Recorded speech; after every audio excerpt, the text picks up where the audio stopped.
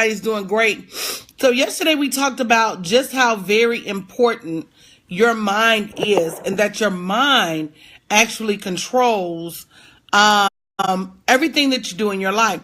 We talked about as a man thinketh, so is he. Good morning, Marissa, Dakisha, BB. Good morning, guys. Make sure you share the video. So today we're going to talk about how do you actually win that battle against your mind.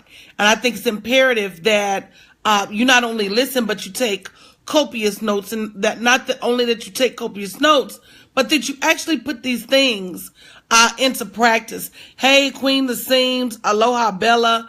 Good morning, guys. B-Shay, good morning, Tam. So again, if you haven't shared the video, good morning, Rod, share the video. So everybody alive has these mental beacons that tell you that you're not equipped for more. Thank you, Latasha. Good morning, Stanley. That you're not capable of more. Anybody ever experienced that? Say me. I think that's pretty much everyone. Oh, thank you, Joshua. Welcome. Good morning, Duana. Hey, beautiful. I think that's pretty much everyone. Just when you go to accomplish something big, you have this voice on the inside of you that says, oh, well, that's too big. Scale that back. That's not going to work. If that's happened to you, say me, because I want to make sure I'm in the right place, okay? Good morning, PJ. Good morning, Angelia. Good morning, Wakila. And I mean, it happens to the best of us. I don't think that there's a level that you can traverse to that does not still happen to you. But what happens when you start to get to those levels, and Gay Hendricks calls it the upper limit effect. What happens when you start to get to those levels, oh, thank you, Tanika, is that you start getting better at winning the battles over your mind, right? You can't keep going and experiencing the same thing and not working to improve, good morning, LaShandra, what you're going through. So it's time that we start to win those battles. Good morning, Erica. Good morning, Nikki, of the mind, because if not, you're not going to be able to ascend to the next level. So let's talk about some ways you win that battle. Everybody ready? Everybody ready? We're not going to just fight the battle. Good morning, Tangela. Good morning, Trishana. We're going to win the battle. Everybody ready? Let me get a yes if you're ready. Good morning, April. You ready, Alto Beast? You ready? You ready, Katrina? Good morning. Good morning, Tracy D. Good morning, Miss Midwife. Okay, so first and foremost, and these are some of these things you may do. More often than not, you may have to do them all in order to win this fight. It may not be a one-trick pony. You understand what I'm saying? So a lot of us will pray over things, right, Alina? Good morning, Cotton Candy Palace. Where you been, sis? Good morning, Imani. A lot of us may pray over things, but we don't necessarily put our thoughts on paper. I want to encourage you today to start to put your thoughts on paper. Good morning, Alea, Takesha, and Turquoise. And when you start to put your thoughts on paper, some of the things that you've rationalized with yourself that you're not capable of doing, you'll see that you were being irrational in your mind. See, we talked about it yesterday. Jesus said that Satan is the father of lies, right?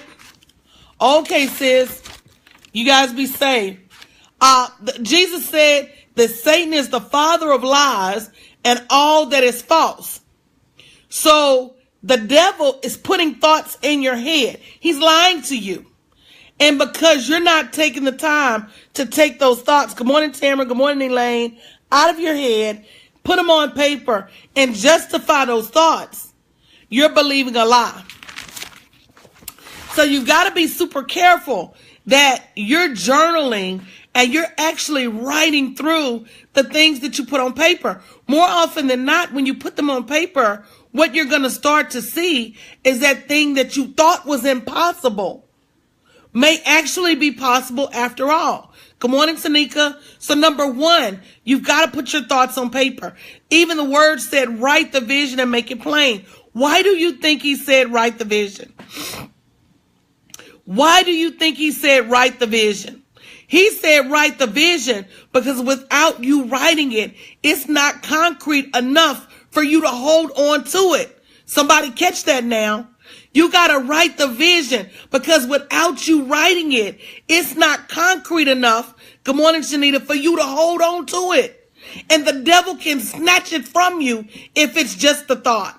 So take the time and energy to get you a little 17-cent notebook from Walmart and write your stuff down. Write it down. Good morning, Delvin. Look, great minds think alike.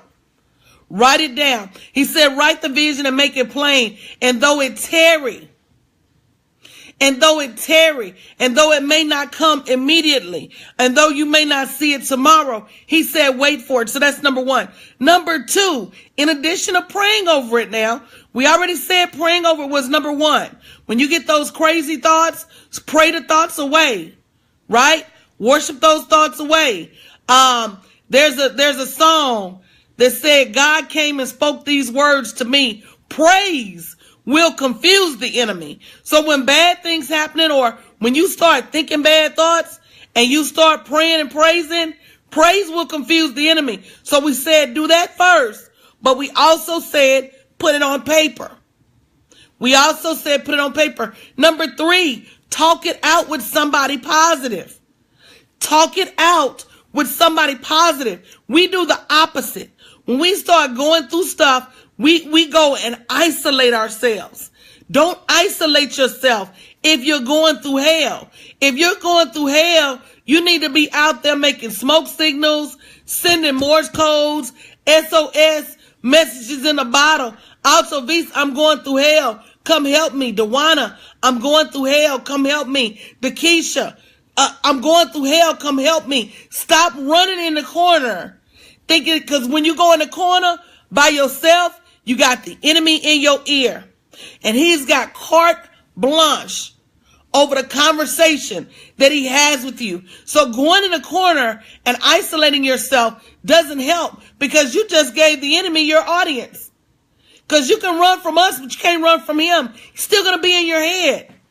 So stop running off to yourself. Go to the people that can save you. Go to the people that can speak life over you, that can speak words of encouragement over you, that can speak encouragement. Go to somebody, because sitting in your corner by yourself is only going to get you deeper and deeper and deeper into the muck and into the mire.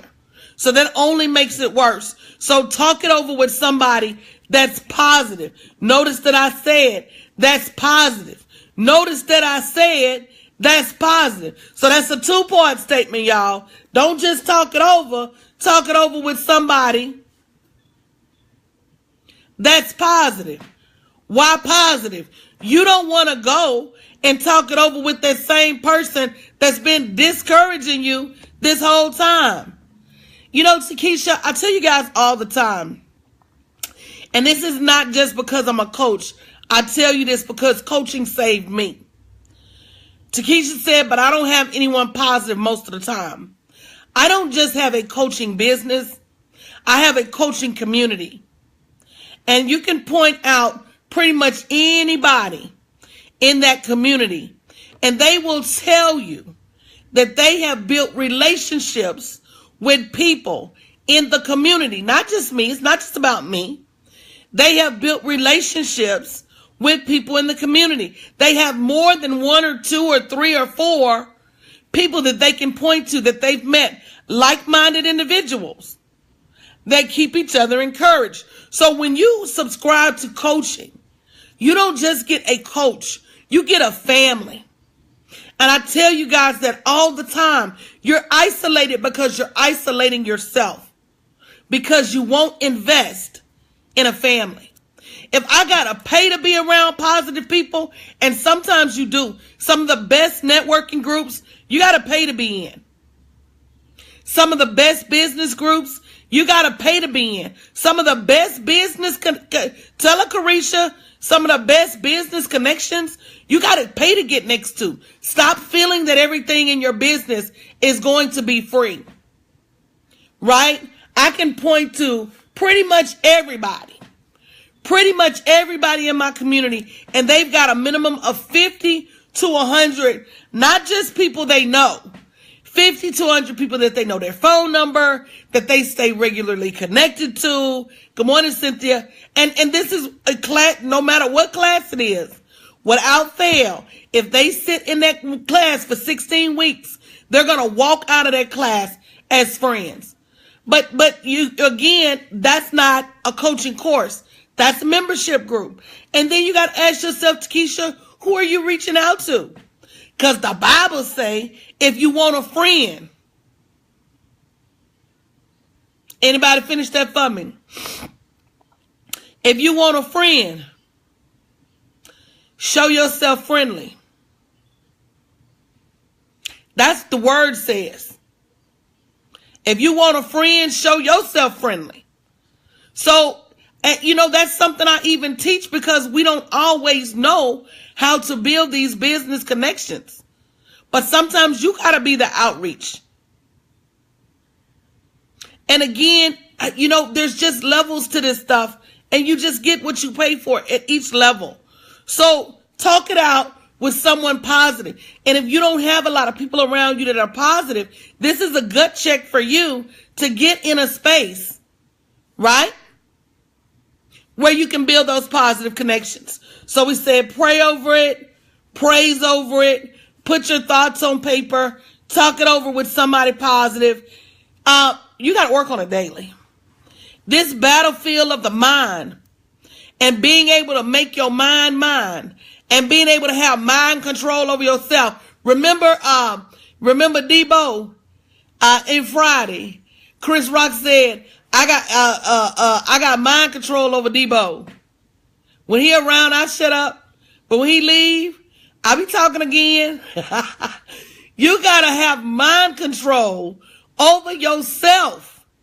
And it is a daily process. There's a book, Morning Laura, called The Power of Positive Thinking. I think it's called The Power of Positive Thinking by Dr. Robert Schwartz. And in that book, Good Morning Atika, he compares your mind to a factory, right? He says you have a positive thought forming and you have a negative thought forming. Good morning, Arve. And every day, your mind produces like something crazy, like 14,000 thoughts, probably even more than that. Somebody look it up for me. Somebody Google it. Get on your Uncle Google and tell me. But they say that the mind every day produces an astronomical amount of thoughts. And so your efforts to control them, right, are run by your positive thought forming and your negative thought forming. And if you don't work harder to give that positive thought forming work, that over 50,000, your negative thought forming will take over. Have you ever been around somebody like Bad Luck Schlep Rock? Good morning, Wendy. Remember on the Flintstones, everywhere he went, it was raining. Everywhere he went, he had a black cloud over his head. Y'all remember that? Oh, good morning. How are you? Oh, it's still raining. Everywhere he went, he had a negative cloud. Have you ever been around that? Certain people that you just refuse. Good morning, Rosemary.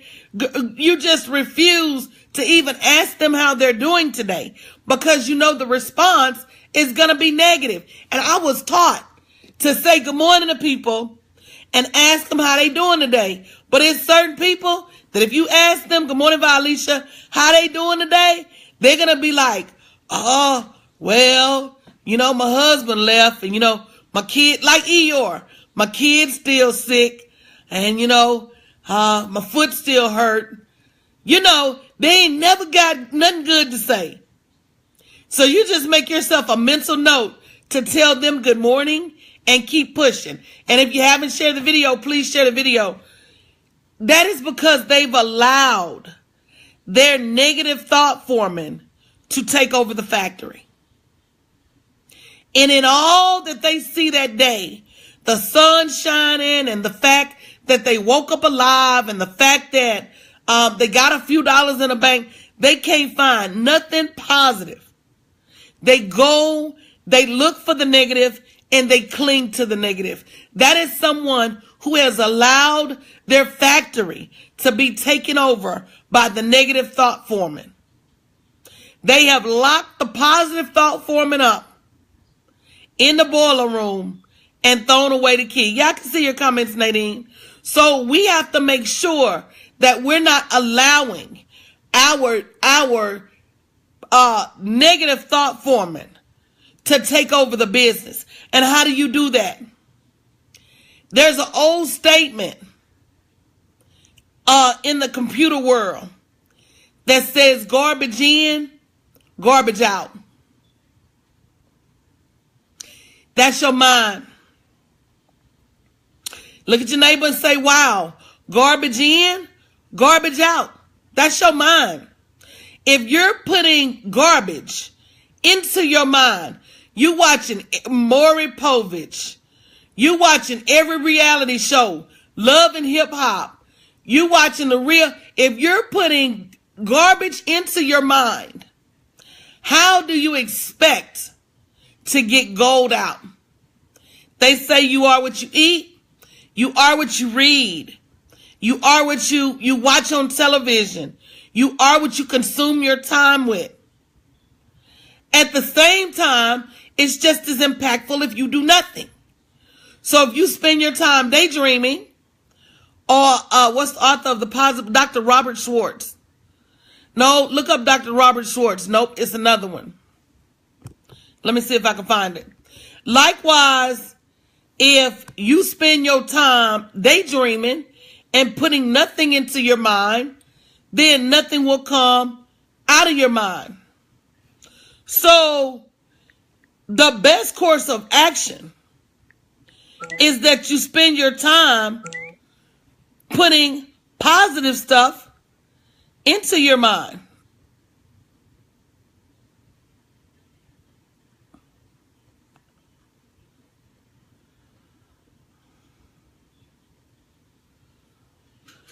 Let me see if I can find the book.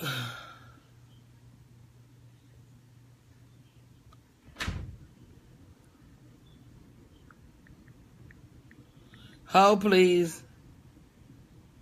Good morning, Jacqueline.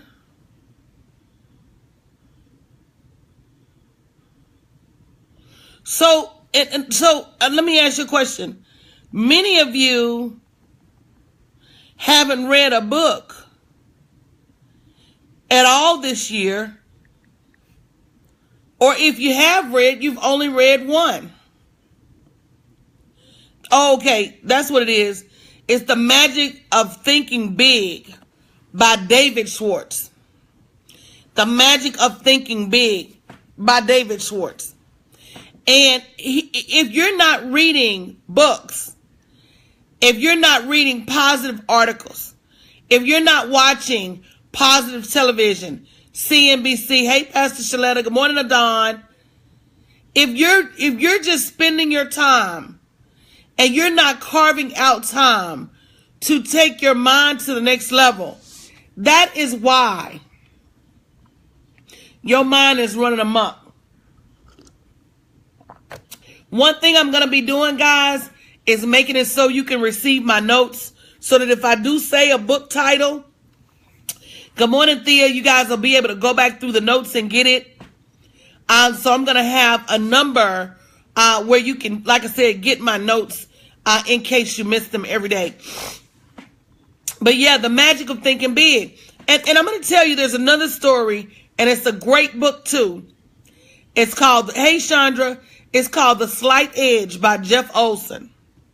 Y'all look it up, make sure I'm right.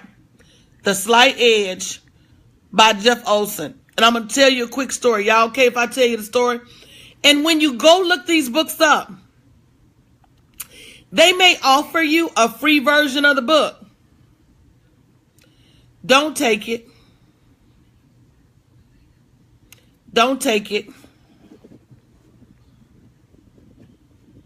Why do I say don't take it?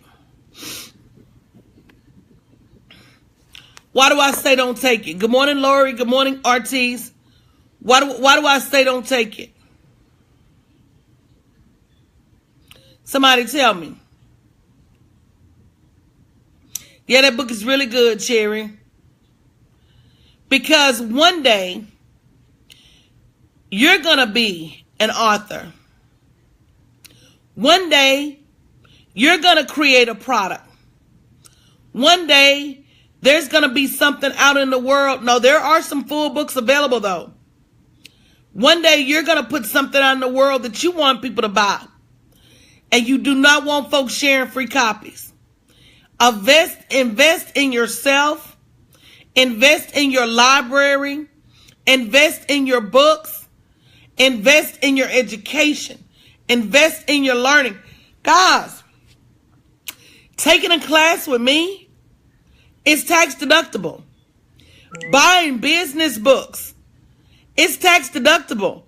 What are you doing with your money that you can't make a tax deductible expense into your business? And V-Lynn, I tell them all the time, if you don't invest in other people, you cannot invest. You cannot expect people to invest in you. And BZ Bob, I read The Secret 10 years ago. Let me see if I still got it. Let me tell you something. Watch this. This is my copy of The Secret from 10 years ago. 10 years ago,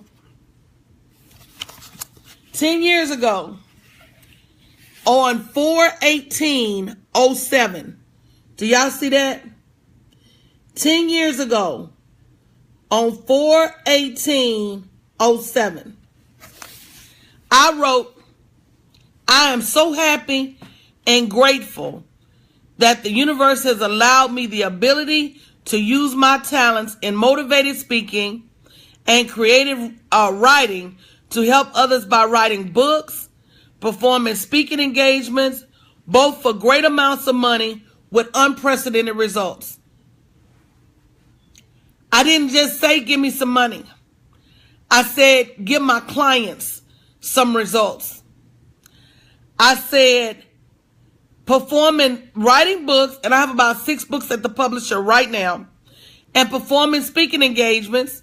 And guess what? I perform speaking engagements every day here on live stream. Hey, Powerhouse, for both great amounts of money, which indeed I did make last year, and with unprecedented results. What are you writing down? That was 4/18/07, 10 years ago. I ran up on this book in my library right around the 10th anniversary of me writing that. So I'm going to go back to what I said earlier. What are you putting on paper about your next level? So, Lori, you have that book, right? What'd you write in your book? Good morning, Minister McKenzie. Where you been? Good morning, Redefining Serenity. What did you write in your book? See, you can only have what you're willing to open your mouth and ask for. Is biblical. You have not because you ask not. Your mind keeps you from asking. Because, see, you can't just ask once. You got to ask repeatedly. So, we talked about it yesterday. Everything that you have or lack thereof is a result of your mental status. As a man thinketh, so is he. Hey, Pastor Shonda, how you been? As a man thinketh. Good morning, Mr. LP. Good morning, Felicia. So is he. So the house you live in, that's the house you thought of. The car you drive, that's the car you thought of. The money in your bank account, that's the money you thought of.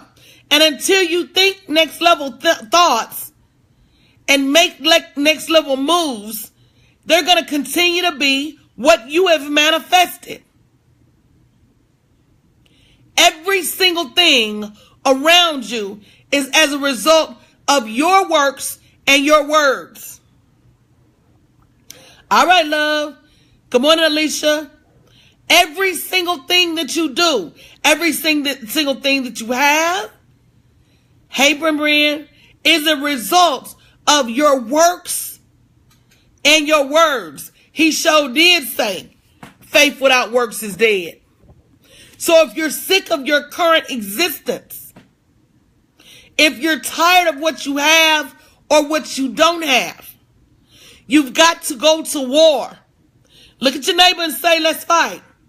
You've got to go to war against yourself and your mind. I'm going to tell my favorite story, Pastor Cassandra. One of my favorite stories from the Bible. Because you know, Jesus had a smart mouth. I firmly believe that. I think that I would sit up and listen to Jesus and laugh all day. Because you know, when the Bible, when it's in red, that's Jesus talking, right? Let's fight ourselves. And so, one of my favorite stories. Where's that tablet, Lori? And what have you done from that tablet?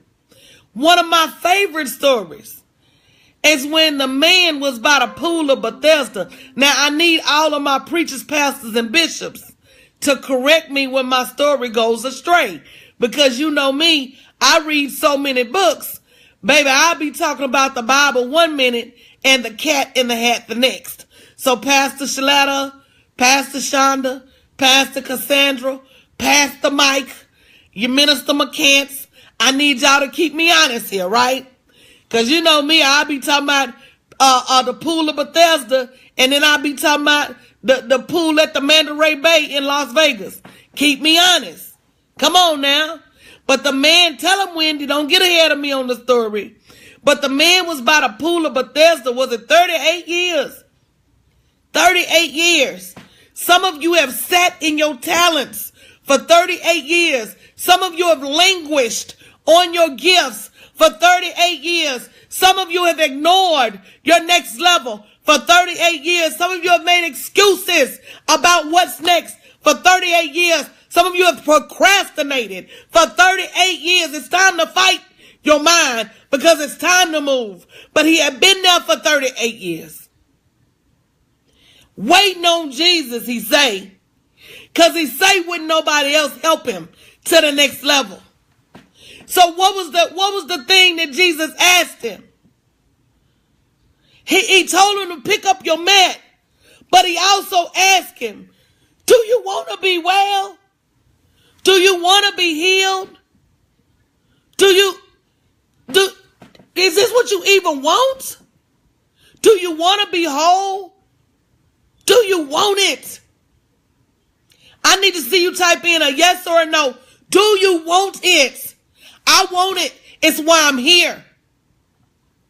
That's why I'm here at 6 in the morning. Do you want to be healed? Do you want to be whole?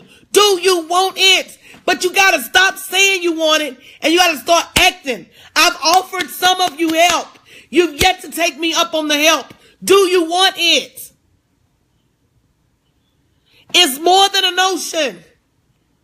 It is more than a notion. It's more than a thought. It is the action that follows the thought. It is the consistency that follows the thought. It is standing toe to toe every day with your fears, with your disbelief, with your past. It is fighting and slinging and swinging at everything that you've been told about yourself. It is the physical fight. It is the mental fight. It is fighting against everything that people said you would be. It is fighting against everything you've been told that you would be. But you gotta want it. Do you want to be whole? Do you want it enough to even fight yourself? And that's where the problem comes in. Because while you running around trying to fight this perceived enemy and that perceived enemy, and you running around trying to fight this proclaimed hater and that proclaimed hater, you not fighting the fight of your lifetime. And the fight of your lifetime is always going to be happening here. This is the fight of your lifetime. If you can't win this fight, you can't win the war. Nobody wants to hear that. You want to blame external forces. You want to say, oh, I don't have enough money. That's mental. If your daddy owns everything, yeah, I say all the time, it's not the enemy. It's the inner me. If your daddy owns everything, why are you proclaiming out your mouth what you can't afford. Help me, somebody. Help me. This is day 5. Mental restoration. You've got to restore your mind to its previous condition. Let me tell you what Merriam-Webster says about restoration. See that book by Don Miguel Ruiz, The 4 Agreements. In that book, he talks about how we're not who we were put here to be. When we were put here, our minds were blank. And we allowed culture and our parents and what people said about us to etch in our mind. So restoration, we don't have that same belief in ourselves that we had when we were younger. We've allowed, yes, that's right, dogma and culture and norms to shift our paradigm. But the definition of restoration is the action of returning something to a former owner, place, or condition. So we're in 30 days of restoration. And what that means is I'm returning my mind to myself. I'm returning my mind to where God said it to be when I got here. And I'm setting my mind back to a condition of not believing what the world told me. Restoration is the action of returning something to a former owner. I'm reclaiming my mind to a former place. I'm taking my mind back to who I'm supposed to be biblically, or to a former condition. And I am resetting my mind for who I was supposed to be before the world told me I couldn't. That's what restoration looks like for me. It's the clinical Merriam-Webster definition of restoration. I'm reclaiming my mind.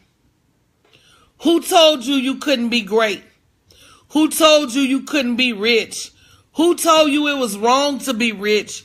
Who told you that you aren't capable? Who told you that you couldn't accomplish that? Who told you that the next level is not for you? Who told you you were too ugly? Who told you you were too fat? Who told you you were too stupid?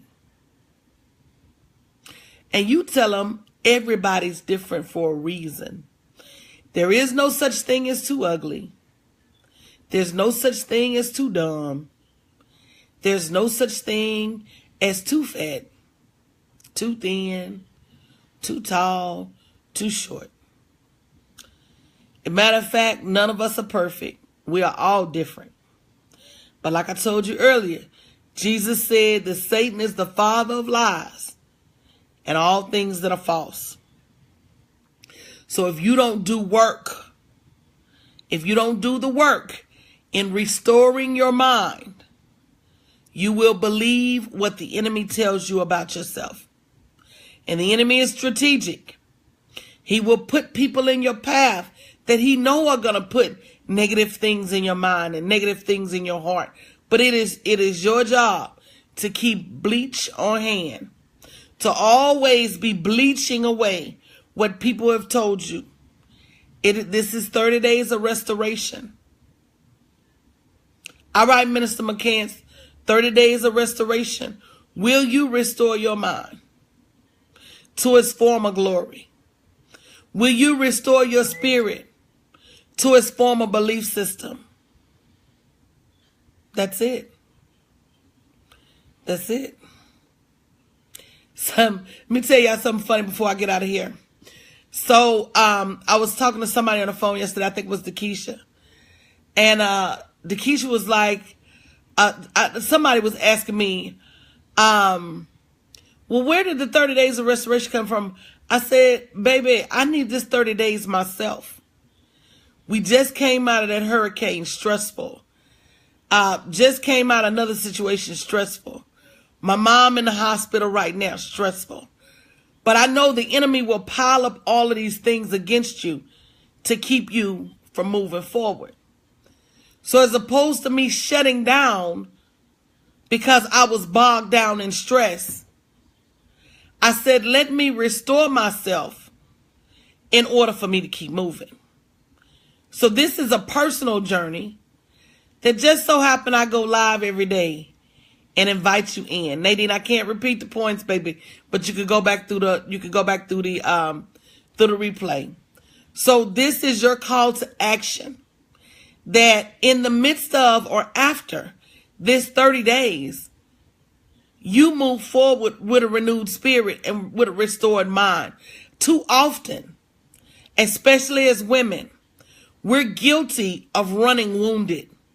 And what running wounded is I'm hurt. Hey, Devani, I'm hurt by my mom being sick, and I'm hurt by personal situations. I'm hurt by this, and I'm hurt by that. And as opposed to taking that moment to clear the slate and restore, I run right into that next thing. I'm not going to run wounded anymore. That means I need to slow down to speed up. I'm going to slow down to speed up. And that is my suggestion for you too. Sometimes you got to slow down to speed up. Sometimes you got to repair your wounds before you fight the next battle. So that's what I'm doing. That's what I'm doing. And you guys are welcome to come on this journey. But I'm going whether you go or not. Amen. See, I tell people all the time, you can lead people to water, but you can't make them drink. You can lead people to knowledge, but you can't make them think. And as much as I want to take all of you on this journey to success, as much as I've begged some of you and pleaded with some of you for years, please come on and go with me. Please, it's not as hard as you think. Please, you're going to be shocked on the other side. Please, you have the capabilities. You have the talents. You have the gifts. I think that may be the one thing that separates me from a lot of coaches out there. I'm not going to say there are not any coaches that care. I just know I do. I just know I do. Because it's not just about the money. It's about the money and the success for you. But I can't carry you in your bed. You've got to take up your bed and walk. You've got to want to be whole. You've got to want to be healed. You got to want help. And that's the truth. Love you guys. I'll be back later this morning. See you guys later.